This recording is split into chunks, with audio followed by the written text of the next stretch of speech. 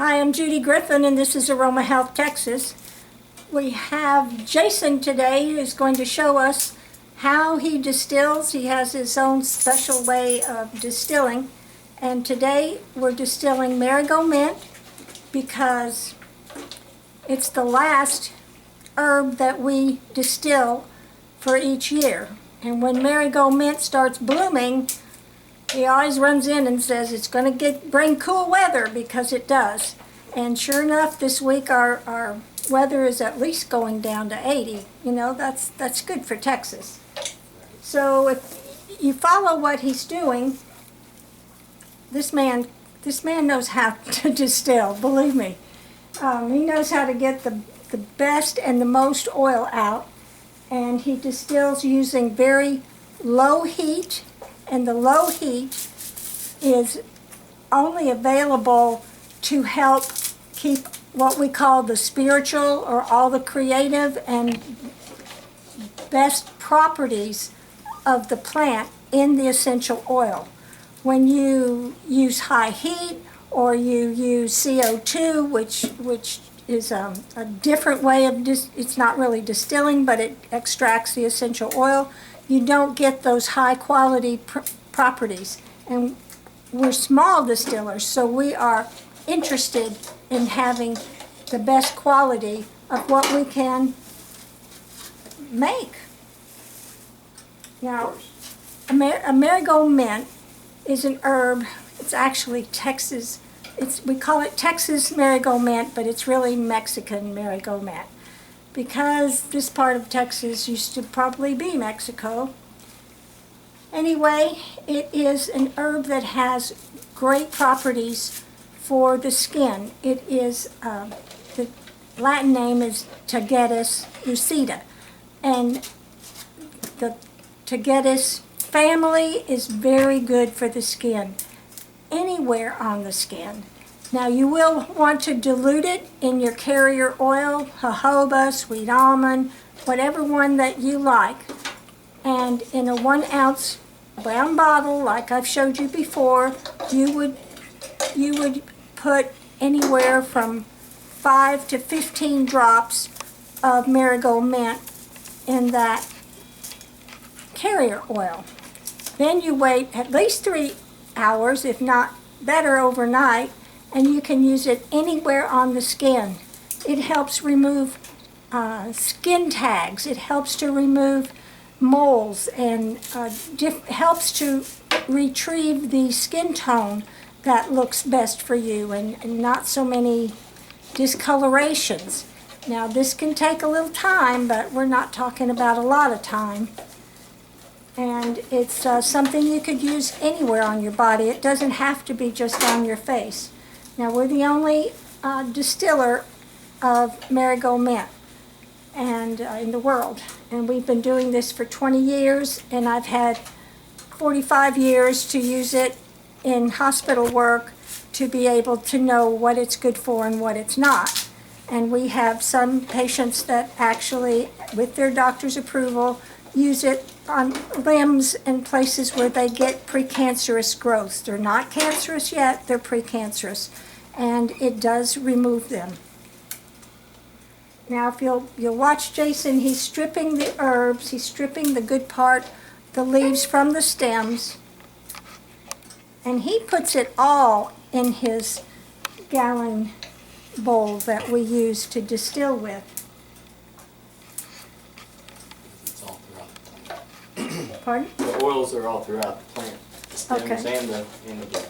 Okay, so what he's saying is he wants to get the oils from throughout the plant. The stems actually have essential oil in them also. Not just the leaves and flowers, but it's when the flowers bloom that we know we have the most essential oil available. And we gather different herbs at different times of day. I've talked to you about rose. We do that, in the late morning. Well, Marigold Mint is more in the late afternoon, when it's still as warm as it's going to be. And there's plenty of oil up in that plant. One of the most oil producing. plants we got. Jason loves marigold mint. He said it's one of the most or the most oil producing plants that we have. I'm thinking lemongrass and rosemary are also good producers, but not compared to marigold mint. We get a lot of it, and we use a lot of it. We use it in products, we sell the oil. It works. Smells like black licorice. Jason thinks it smells like black licorice. I don't know. It smells good to me. It's much more uplifting. But you know how men are. They think of food. Mm-hmm. Food? Now when he gets through, he's going to put a certain amount of water in, and it can be different for different plants. And this is what's so special about Jason and how he works. He has worked out over the years, because he's done this, 30 years or something he's been distilling. And like rosemary would need a certain amount of water when it's distilling, and it will bring out the most and best qualities of the plant. Same thing with marigold mint. It may be different though. So he has this all worked out. And at 75, my days of distilling are over, so I gladly handed this over to him a long time ago. It's a lot of work, because you're out in the garden and you're picking all these herbs, and it's usually the hottest part of the day, so that gets quite uncomfortable in Texas. And then you have so long to get the plant distilled to be able to keep the oil fresh and available. After a time, the oil will dissipate in the plant that you've just picked. So we're after the oil, and we do this. Sometimes once we get it going, he may stay here most of the night, at least hours into the night, as it distills and makes the oil.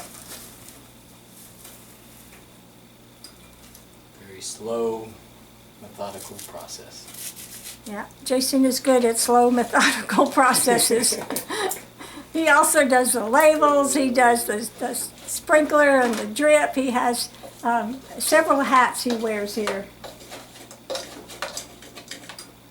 And if you can see the amount of marigold mint that he picked, that's probably about the amount he would use for 2 bowls, and those are gallon bowls.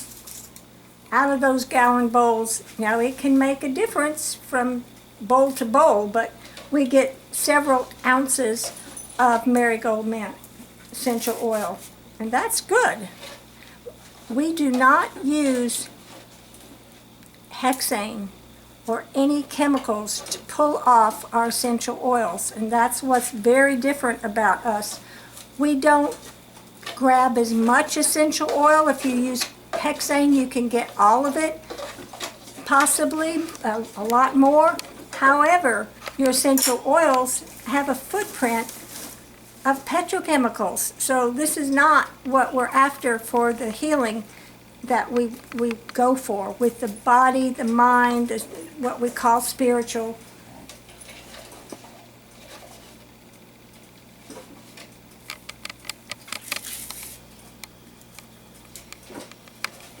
Is that done? Yeah.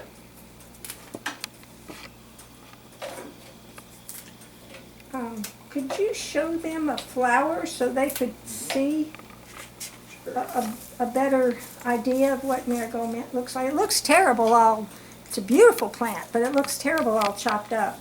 It has a pretty yellow daisy looking flower. And it comes back every year, no matter how cold. Believe it or not, in Texas we get some really cold winters. It's like sometimes below 0 as far as what you're feeling, that type of temperature. And 10 degrees, 9 degrees. We don't have it often as long as they do in the Northeast and the Midwest, but we still get those temperatures. And even one night like that would be enough to kill a lot of plants. In fact, we've lost a lot of rosemaries over the years. One year we had a big ice storm, and even though we covered them, we lost 60 rosemaries. But you don't lose the marigold mint. They keep coming back. They'll die down in the winter when it freezes, and they'll be back up in the spring or as soon as it gets warm. Water. Jason's going to go get some water to put in with his batch. And again, we use a small amount of water, but it can be different for different plants. One might be a few cups, one might be several cups. It depends on how much water is in the leaves and such, even the flowers of the plants. Those are kind of things you figure out, and you can actually, that's where I can come in and figure it out chemically about how much water we can use. But the best way to prove it is to do it and get the results you want.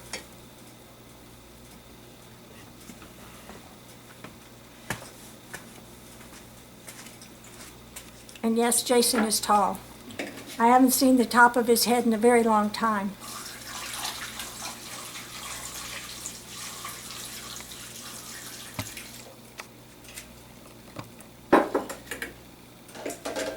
We don't use tap water when we distill. We use reverse osmosis or distilled water, just in case. Okay, tap water you can still distill out properties in there that could contain some chemicals. Not much, but we're going for purity.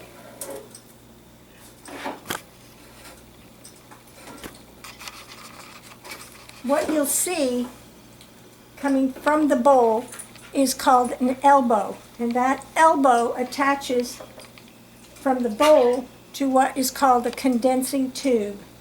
The condensing tube is the long tube, and it is a tube inside there. There's a tube inside the tube, and that's where the oil will come out of the inside tube.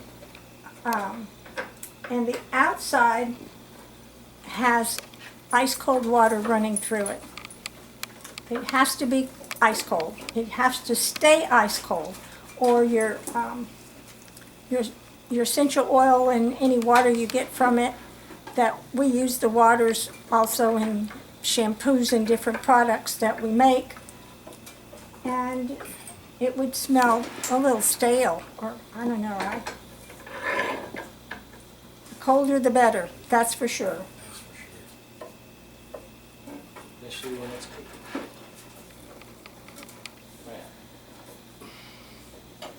You gotta get it tight, or else it doesn't seal.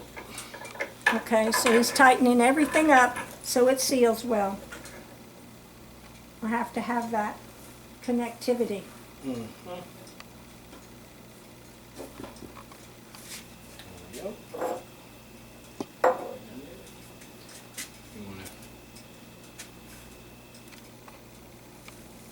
We have one that's actually cooking behind this bowl. Can you get a picture of that?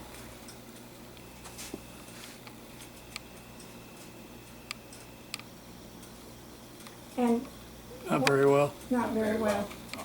Okay. So from the condensing tube, the inner tube is going to come a little bit of water and a lot of essential oil.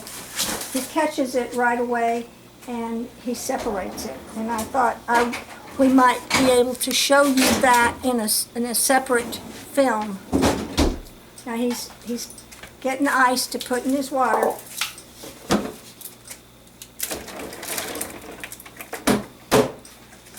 Just turn it on slow temperature. After we blaze it. So when he puts it on a slow temperature, it's going to take a while to get going, and then it's going to keep producing for a certain amount of time. And we're talking hours here. About 3 or 4 hours. complete 3 or 4 hours Before it stops. before it stops. How long does it take before it starts producing water, you know, the oily? About 45 minutes. So first we wait 45 minutes and then we would see some drips coming out of that condensing tube. And then for another 3 to 4 hours, Jason will be here gathering the Marigold Mint essential oil. And I think we can show you that part in a different video.